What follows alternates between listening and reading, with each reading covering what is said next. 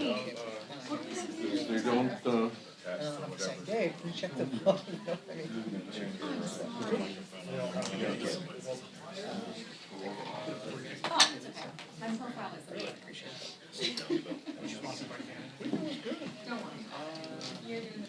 JK, huh? yeah.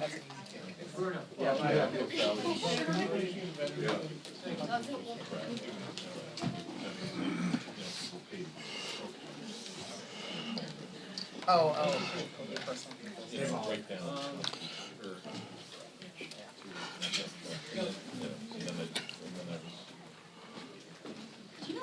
Oh, I thought you got changed. Hey, I had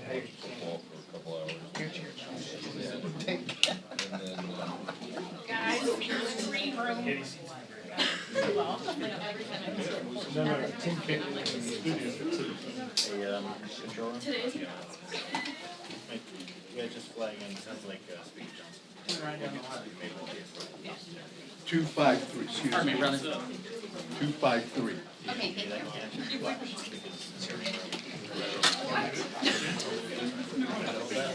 Well, I'm gonna put this on my chip. Okay, that's okay. I may not even be able to go to it because the speaker might be right out of time, so. Unless it feels like it's going late. But basically when the speaker comes, I'm just gonna be like, speaker's here and I'll just. This is all your fault. Yeah.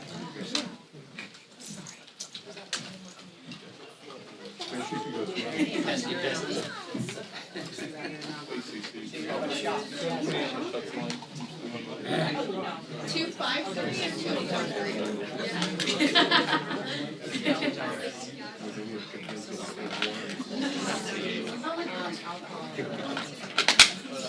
Thank you very much.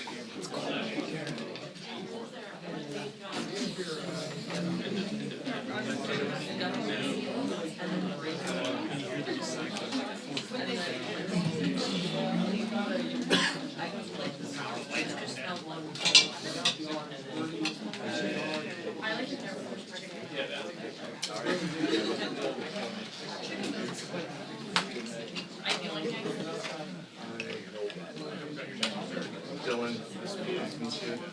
Thank you, Albert.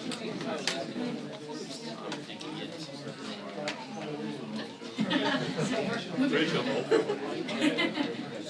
It's on, yes, it's on. Yeah. The hemp thing needs to be understood. That's actually 125,000 jobs. Yeah. There's a provision period in this that would output use well, I'll go with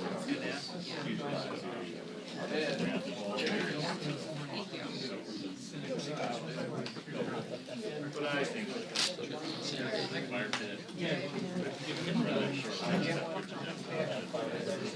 wait, so Rand Paul is trying to stop. Yeah. Yeah, it's a Mitch versus Mitch likes very low. Yeah, it's not.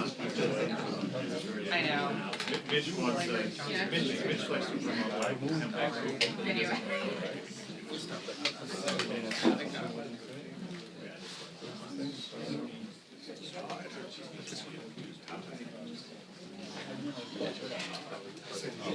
Yeah. It feels like this.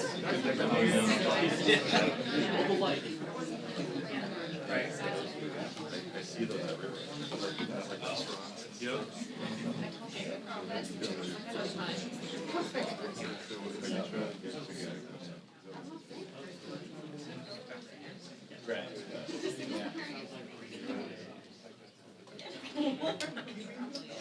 Dave, make sure you give me a shot. Brooke, make sure you give me a shot.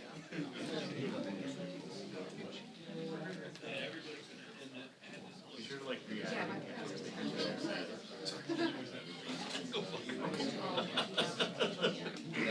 We're gonna shake your hand.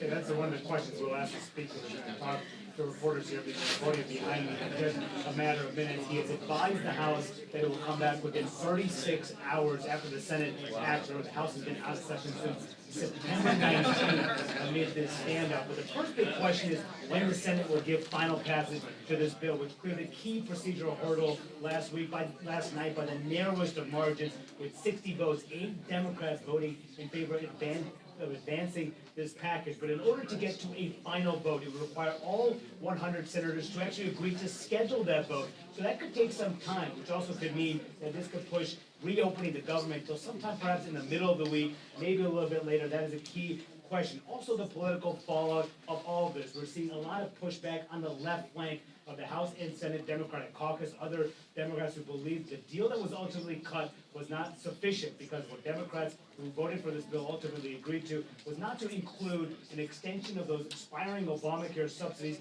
as part of this funding package. Instead, they agreed to a standalone vote, a separate vote on this issue. They got a commitment from the Republican leader in the Senate to have a vote on that by the second week of December. I caught up with Senator Tim Kaine, one of those 8 Democrats who voted for this plan, and I asked him whether or not he believed the shutdown fight was worth it.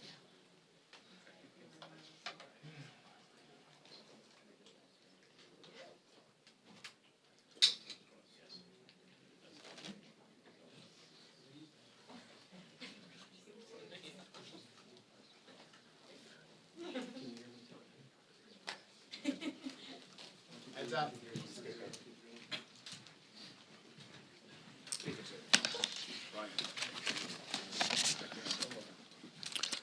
Good morning, everybody. I'm very thankful to see you all this morning. I'm thankful to welcome you to what appears to be the beginning of the end of the longest government shutdown in U.S. history, as shameful as that is. I don't think it's coincidental, you know how I think, but it's after 40 days of wandering in the wilderness and making the American people suffer needlessly, some Senate Democrats finally have stepped forward to end the pain. It appears to us this morning that our long national nightmare is finally coming to an end, and we're grateful for that. At least some Democrats now finally appear ready to do what Republicans and President Trump and millions of hardworking American people have been asking them to do for weeks. But as we said from the beginning, the people's government cannot be held hostage to further anyone's political agenda. That was never right. And shutting down the government never produces anything. It never has, if you study history. And so here we are. I want to remind everybody this morning of another critical point that you've heard me here repeat over and over the last several weeks. It's something that I and Leader John Thune and President Trump and every Republican leader have all said repeatedly from the beginning. We have always been open to finding solutions to reduce the oppressive costs of health care under the Unaffordable Care Act. We just made clear that we would not and should not ever do that, that is, negotiate as hostages. And I've also reminded you here every morning at this press conference throughout the shutdown, Republicans have not just been talking about reducing costs and fraud and abuse in so many areas and in health care. We've been actually passing new laws to accomplish that urgent mission for the people, and we will continue to do so. So here's where we are by way of schedule, just so you know, you're following. And if you're not at home, if you're waking up to this good news this morning, the Senate's vote late last night of 60 to 40 opens the door now. The Senate is moving forward on an amended House CR, a continuing resolution, that will reopen the government until January 30th. Added to that are provisions to fully fund SNAP provisions through the end of the next fiscal year, which is September 2026, guaranteed back pay for all federal workers who have been made to endure these hardships over the last several weeks.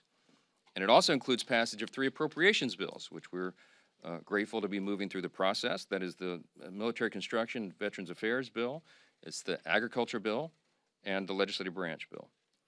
The Senate will be back in session this morning to finish their job, and we're certainly praying that they do. They'll need unanimous consent from all senators to fast-track their final vote. As you know, there are some procedural hurdles that one or more could throw in the way, but we certainly hope that they won't do that because so many people across this country are desperate for the government to reopen. At the very moment that they do that final vote, I will call all House members to return to Washington as quickly as possible. We'll give a 36-hour formal and official notice so that we can vote as soon as possible to pass the amended CR bill and get it to the president's desk. As you all know, and he said as recently as last night, I was with him, and he told the press, he said, we want to get the government open. He's very anxious to get the government reopened and to end the Schumer shutdown. We all are. With regard to the travel challenges, I spoke yesterday at some length with Transportation Secretary Sean Duffy, my former colleague and good friend, and he lamented the serious situation that we have with air travel in the U.S. He's bent over backwards, as all members of the administration and the cabinet have done in all of their areas of jurisdiction, to try to keep the government working for the people and to mitigate the pain and the harm. But the problem we have with air travel is that our air traffic controllers are overworked and unpaid, and many of them have called in sick. That's a very stressful job, and even more stressful exponentially when they're having trouble providing for their families. And so air travel has been grinding to a halt in many places. And as of Sunday, nearly half of all domestic flights and U.S. flights were either canceled or delayed. And it's a very serious situation. So I'm saying that by way of reminder. I'm stating the obvious to all my colleagues, Republicans and Democrats in the House. You need to begin right now returning to the Hill. We have to do this as quickly as possible.